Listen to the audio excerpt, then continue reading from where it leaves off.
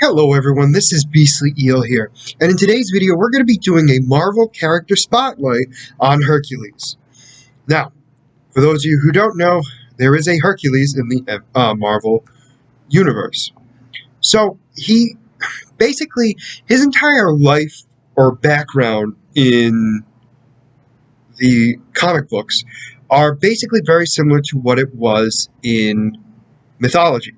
So him going on the quest for the Golden Fleece, the 12 Labors, dealing with Troy, and then his wife trying to kill him, all part of the stories of his mythology. So I'm not going to go into much detail of that so much, because it is well known and it's been redone multiple times. So he is the son of Zeus and a human woman. So Hera who is Zeus's wife, did not like him, tried to exile him, kill him, all these different things. And Hercules has had to deal with all of that. And so he's had to deal with all the gods basically hating him overall, going into Mount Olympus and then being exiled out of Mount Olympus. So all that has happened in this time frame. Well, he gets his debut in the comic book world for the most part, or at least in the modern superhero sense, or in the superhero sense, I should say. He gets kind of hypnotized by the Enchantress, who is from Thor's universe, or Thor's villains. So he then goes after the Avengers, and Hawkeye saves him, all this stuff. So he then joins the other heroes and becomes part of the Avengers. So he's teamed up with many different ones. He's done the Avengers. He's done Guardians of the Galaxies. He's also been part of the Gods of War. There's so many. The Underground, the Avengers Academy, God Squad, the Council of Godheads, the Mighty Avengers, the Grandpa Renegades, I can't make this up, the Secret Avengers, the Champions of Los Angeles, the Defenders, Heroes for Hire, which had him team up with Luke Cage and Iron Fist, among many others, Damage Control, Argonauts, Defenders for a Day, S.H.I.E.L.D., Queen's Vengeance, Heroes for Hire, Olympian Gods, just a wide variety of stuff, which is just interesting overall to see that as the hero, the main hero of Greek mythology, being in so many different teams. I mean, his character's been around since the 1940s, and then later on was reintroduced in the 60s in a more modern sense, where he's not so much the Greek hero that they remember, because he's dealt with so many centuries and millennia of history and dealing with that. So in the Marvel world, he's dealt with a lot of stuff. So he's, like I said, joined a lot of teams. He's even been part of the Civil War, where he was on Captain America's side, and he actually was the one to take out the robotic version of Thor, which was called Ragnarok at the time. He also helped out in World War Hulk.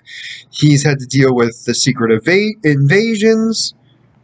He's also had to deal with some stuff that was very interesting overall, in the sense of when Ares, the god of war, has tried to take down Mount Olympus and turn all the gods into crystals and then wage war on Earth. Hercules was unaffected because he's only half god, so therefore was able to come in and fight off with the rest of the Avengers to stop Ares from taking over.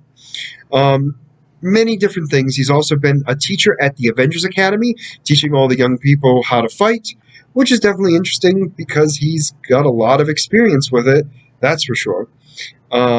He's been in a lot of the stories overall because he's, well, a fan favorite. And also, in the grand scheme of things, when you have somebody as powerful as Thor, you're going to need somebody to go against him at times, because Thor's not going to always be on the right side, and therefore either can Hercules. So it's kind of a back and forth.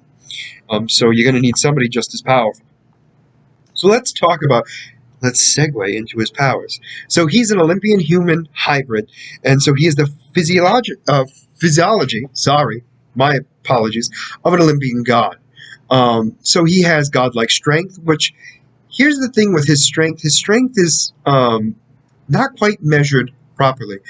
He's definitely one of the strongest and most powerful Marvel heroes, for sure. But his raw strength is right now considered unlimited. Um, Unsure of exactly if it truly doesn't have a limit or if it hasn't just been tested beyond that. But anyway, let's move on. So he has superhuman leaping. So apparently he can leap to the height of at least 100 feet in Earth's gravity. He also has superhuman strength utilizations, such as immense strength that he can. Oh, I'm sorry. He can produce powerful shockwaves by clapping his hands or stomping his feet. So because of his immense strength, he can do some incredible feats because of it. He has superhuman strength, so he's capable of running and moving at speeds beyond the natural physical limits of the finest human athlete. He has superhuman reflexes, superhuman agility, godlike stamina because he doesn't produce fatigue toxins that can actually cause you to be tired. He has invulnerability. He's basically resistant to all forms of physical injury. He also has superhuman dense tissue. Due to a side effect of his his body, his skin, muscles, and bone tissue are about 3 times denser than human tissue, which help facilitate his strength, weight, and all the other factors as well. He has a regenerative healing factor if he does take damage, and he has true immortality. So he's immune to aging. He's immune to all earthly diseases, resistant to conventional injury, and although he can be wounded in battle, he cannot die by conventional means. So there has to be um, some sort of non-conventional way of killing him, like a sword, perhaps, that maybe Gore the God Butcherer might have. That being said, he also, nobody's quite sure of his real age, and nobody can quite pin down exactly when he was born. And in fact, the reason why this is brought up is because when Kang eradicated the Avengers, he murdered them at their infant stages. Hercules was left alone, and it was kind of left unclear whether it was because Kang didn't know the date or if Kang just didn't care about Hercules, which I can't imagine him not caring about him since he is one of the strongest heroes of all, physically. So I would imagine that he did care. So let's talk about his powers. So his abilities, because he's super strong. Let's go with his abilities. My apologies.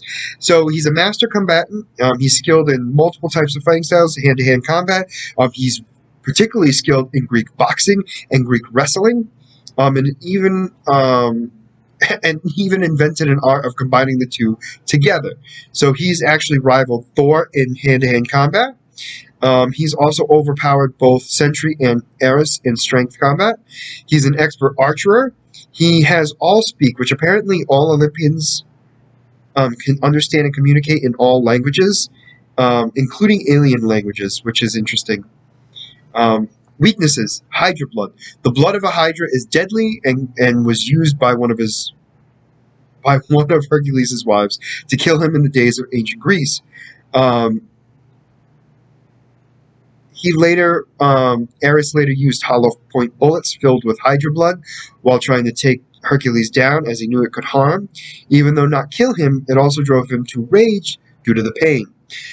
Also, additional weaknesses: he has alcoholism, so he's been known to be a heavy drinker, and he definitely drinks to deal with his grief and guilt. And although he does... so apparently when he does not possess his immortality, his tolerance for alcohol is lower. This can then dissolve into a problem and dependency, blah, blah, blah. And he also has his rage. So when he's in his true rage, he is not in control of himself at all. And because of this, he is not able to tell the difference between past, present, and future friends from enemies, actually. This can also create hallucinations and everything else, which is a really bad side effect of rage, that's for sure. And let's talk about some of his equipment. So his equipment is vast fortune. He is immensely rich. Um, probably, apparently he was an initial investor in Stark Industries. Um, he has the shield of Perseus, the helm of Hades, the sword of Peleus, and the golden mace. So all these are the biggest thing of all. But that being said, Marvel, as always, does a power grid, and this is a little weird. So his intelligence is a 2, so it's at average intelligence, or normal intelligence, I should say.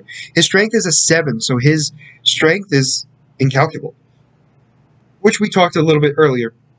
Now, his speed is what throws me off, because in this, it talks about him being superhuman speed, but in this, he has just normal speed, a level 2, which is interesting. So I'm wondering if it's because his superhuman speed might be better than a human, but it's not much better, which is just weird, because I would think it would be at least a 3 in enhanced, but oh well. And then with his durability, he's at level 6, which is superhuman. Energy projection, he has none, which is why it's a 1. And then his fighting skills are a 4, which I find interesting that it's so low, but it's considered an experienced fighter. So overall, Hercules is an interesting character. I also think he's going to be an interesting character to be added into the MCU. So, spoiler alert, he's already been introduced thanks to Thor: Love and Thunder in an after credit scene. So it's definitely going to be interesting to see what he brings to the table in the MCU. Where are we going to see him? How is he going to react with the other characters? Is he going to be arrogant, or is he going to be more heartfelt? Or is he going to be very much like Thor, where he's arrogant in the beginning and then realizes humanity isn't as bad as he thought it was, and he's not as great as he originally thought he was? Definitely interesting overall to see. Also, would be cool to see him and Hulk fight, but we'll have to wait and see. So let me know what you guys thought about this in the comments. Do you like Hercules? Do you not? Is there a specific character you would like me to do? Please let me know in the comments below. As always, if you like the content you see, please like and subscribe below. Other than that, this is going to be Beastly Eel signing out. Have a great night.